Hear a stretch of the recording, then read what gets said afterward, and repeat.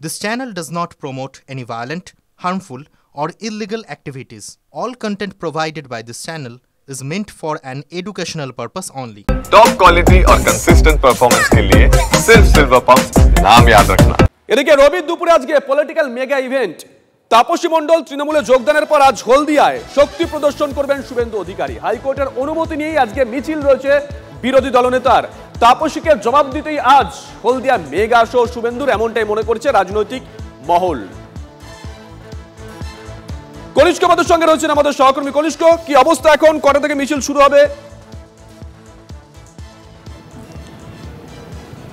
দেখো শুভ, এই মুহূর্তে আমি যেখানে রয়েছি এটা হচ্ছে দুর্গাচক কলোনি মার্কেট অর্থাৎ সিপিটি মার্কেট। এখানেই কিন্তু এই যে পেছনে স্ট্রিট কর্নার করবেন বিরোধী দলনেতা শুভেন্দু অধিকারী। হাইকোর্টের যে নির্দেশ, সেই নির্দেশকে মান্যতা দিয়ে দুপুর 1:30টায় হলদিয়া মঞ্জুশ্রী মোড়ের ক্ষুদিরাম স্কোয়ার থেকে কিন্তু মিছিল শুরু হবে। সেটা প্রায় 1000-এর বেশি মানুষ থাকবে বলে এমনটাই জানা যাচ্ছে।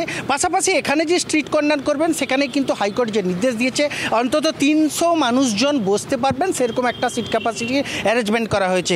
কিছুক্ষণ আগেই এখানে পুলিশের আধিকারিকরা তারা এসেছিলেন। হাইকোর্টের যে নির্দেশ, সেই অর্ডার প্রপারলিভাবে ফলো করা হয়েছে কিনা সেই বিষয়টাই সরজমিনে খতিয়ে দেখে গেলেন এবং পুরো বিষয়টা অর্থাৎ ভিডিওগ্রাফিও করলেন। অর্থাৎ মূল যে মঞ্চ, সেই মঞ্চ ঠিকঠাক দৈর্ঘ্য মেপে করা হয়েছে কিনা যেমনটা হাইকোর্টের নির্দেশ ছিল, এবং তার পাশাপাশি যে দর্শক আসন, সেই দর্শক আসনের যে লিমিটেড যে আসন দেওয়ার কথা বলা হয়েছে সেটাও আছে ঠিক রয়েছে কিনা সেই বিষয়টাও পর্যাপ্ত ফিতে দিয়ে কার্যত মেপে গেলেন এবং ভিডিওগ্রাফি পুরো বিষয়টা করলেন।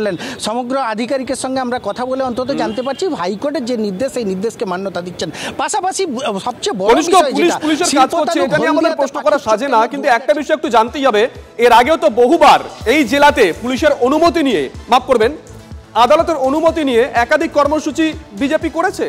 সব ক্ষেত্রে কি পুলিশ আসে এরকম খতিয়ে দেখতে? দেখেছো এর আগে?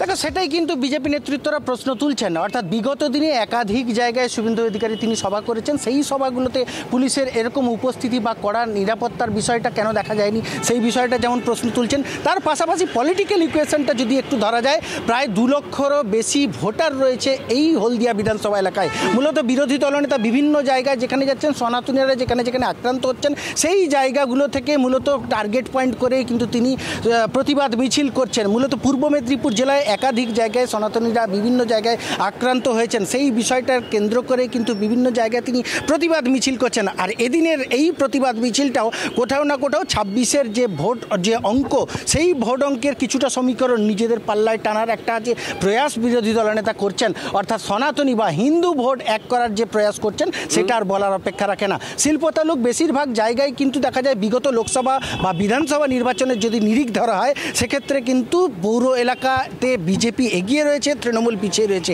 পাশাপাশি কিন্তু চৈতন্যপুর এলাকাটা বাদ দিলে কিন্তু বেশিরভাগ জায়গাতে দেখা যাচ্ছে যে বিজেপির লিড রয়েছে। সেই ক্ষেত্রে তাপসী মণ্ডল এতদিন এই এলাকার অর্থাৎ সাংগঠনিক জেলার তিনি সভাপতি ছিলেন দলীয়ভাবে এবং হলদিয়ার বিধায়ক, সেই তার যে সংগঠনে তার কোনো প্রভাব আছে কি না, নাকি সংগঠনে যারা গেরুয়া জার্সি পরেছিলেন তারা শুভেন্দু অধিকারীর সঙ্গেই রয়েছেন, গেরুয়া শিবিরেই রয়েছেন, বোধহয় আজকের এই কর্মসূচির পর তার একটা ইঙ্গিত পাওয়া যেতে পারে। কনিষ্ক, সঙ্গে থাকো, দুটো ছবি এই কারণেই দেখাচ্ছি। তাপসী মণ্ডল বিধায়ক, বিজেপির টিকিটে জিতেছিলেন, তিনি কয়েকদিন আগেই তৃণমূলে যোগদান করেছেন, অরূপ বিশ্বাসের হাত থেকে পতাকা নিচ্ছেন, ওই ছবি আমরা দেখাচ্ছি। সেদিনকেই শুভেন্দু অধিকারী বলেছিলেন ও একা এসেছে, ওর সঙ্গে একটা লোক আসেনি। আমি এটা অনেকদিন আগেই জানতাম। শুভেন্দু অধিকারী সেদিনকে ইঙ্গিত দিয়েছিলেন যে তাপসী মণ্ডল, যিনি সাংগঠনিক সভাপতিও ছিলেন, তার চলে যাওয়া সংগঠনে কোনো প্রভাব ফেলবে না। বোধহয় আজকে সেটাই প্রমাণ করতে চাইছেন শুভেন্দু অধিকারী, কারণ আজকে তার গড়েই শুভেন্দু অধিকারীর এই র্যালি রয়েছে। পলিটিক্যালি মেগা ইভেন্ট, যদিও আদালতে যেতে হয়েছিল, আদালতের কাছ থেকে অনুমতি আনতে হয়েছে, আদালত শর্ত দিয়েছে, সেই শর্ত যথাযথ পালন করছে কিনা বিজেপি সেটা দেখতে আজকে ছুটে গেছিলেন পুলিশ কর্মীরা। এখানেও প্রশ্ন উঠছে যে জেলায় এত কর্মসূচি হয়, রাজ্যে এত কর্মসূচি হয়, কোনো কোনো কর্মসূচি আদালতের কাছ থেকে অনুমতি নিয়ে আসতে হয়, সব ক্ষেত্রে তো পুলিশকে দেখা যায় না, আজকে কেন?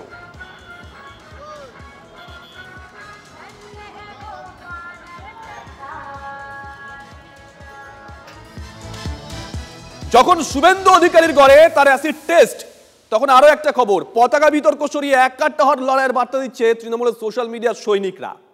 মমতা আদর্শ, অভিষেক সেনাপতি, মমতা সর্বাধিনায়িকা, অভিষেক অধিনায়ক। এই বিতর্কের পর এই তত্ত্বেই থিতু হলো ফ্যাম। হলুদ জার্সিতে ভোটের ময়দানে নামার ঘোষণা তাদের তরফ থেকে।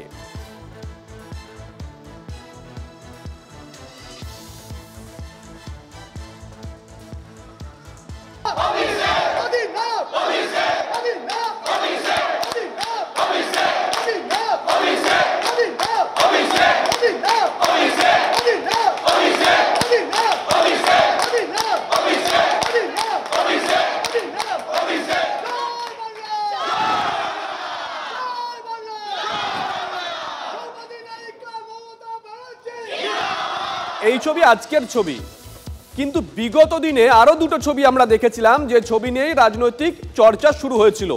প্রথম যে ছবিটা দেখছেন যার নিচে লেখা রয়েছে অধিনায়ক অভিষেক, এই ছবিটা আগে পড়েছিল যাদবপুর, পাটুলি, দক্ষিণ কলকাতার একাধিক জায়গায় এই হোর্ডিং পড়েছিল, হলুদ পতাকা পড়েছিল, লেখা ছিল অধিনায়ক অভিষেক। তার কয়েক ঘন্টার মধ্যেই এই অধিনায়ক অভিষেকের ঠিক পাশে সর্বাধিনায়িকা জয় হে এই শিরোনাম দিয়ে মমতা বন্দ্যোপাধ্যায়ের ছবি পড়ে কয়েক ঘন্টা পরেই। আর এটা নিয়েই রাজনীতির চর্চা হয়েছিল গোটা বঙ্গ জুড়ে। কোথাও গিয়ে তাহলে এই ফ্যাম ফর টিএমসি এরা বুঝতে পেরেছিলেন যে শুধুমাত্র অভিষেকের ছবিটা দেওয়াটা ঠিক হবে না, তাই কয়েক ঘন্টার মধ্যেই মমতা বন্দ্যোপাধ্যায়ের ছবি দিতে বাধ্য হয়েছিলেন, একটু বেকায়দায় পড়েছিলেন কি? আজকে অবশ্য তারা তাদের স্ট্যান্ড পয়েন্টটা ক্লিয়ার করে দিলেন। এটা হচ্ছে আজকের ছবি,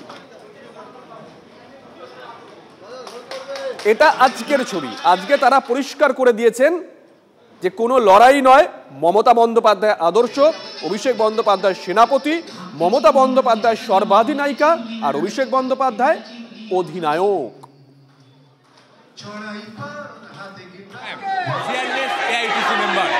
তৃণমূল কংগ্রেসের ২৬-এর নির্বাচনকে লক্ষ্য করে যে রণকৌশল বৈঠক হচ্ছে, সে বৈঠক কিন্তু শুরু হয়েছে এবং সেই বৈঠককে কেন্দ্র করে ফ্যামের সমর্থকরা তারা কিন্তু আসতে শুরু করেছেন কালোতান কমিউনিটি হল গাঙ্গুলি বাগানে, এবং সেখানেই কিন্তু ২৬-এর নির্বাচনের রণকৌশল তারা স্থির করছেন।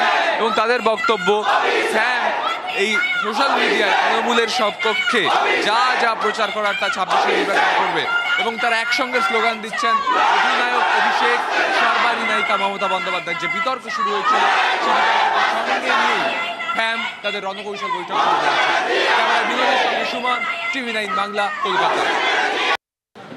আমাদের আজকের যে বৈঠক হচ্ছে যে ২৬-এর বিধানসভায় প্রচারের রণকৌশল, যে কীভাবে আমাদের দিদি যেটা টার্গেট করে দিয়েছেন ২১৫, আমাদের ২১৫, আমরা চাইছি ২১৫-র আরও বেশি যাতে আমরা পাই, কিন্তু আমরা কনফিডেন্ট যে আমরা ২১৫ পাবো।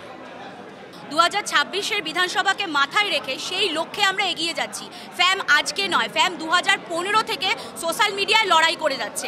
আজকে সেনাপতি অভিষেক, মমতা বন্দ্যোপাধ্যায়ের যে আদর্শ অনুযায়ী আমরা চলি, তার যে ফিলোসফি আমরা চলি, সেই ফিলোসফিকে সাধারণ মানুষের কাছে সাংগঠনিক পরিকাঠামো দিয়ে পৌঁছে দেওয়ার কাজটাই অভিষেক বন্দ্যোপাধ্যায় করছেন, দলকে নেতৃত্ব দিচ্ছেন।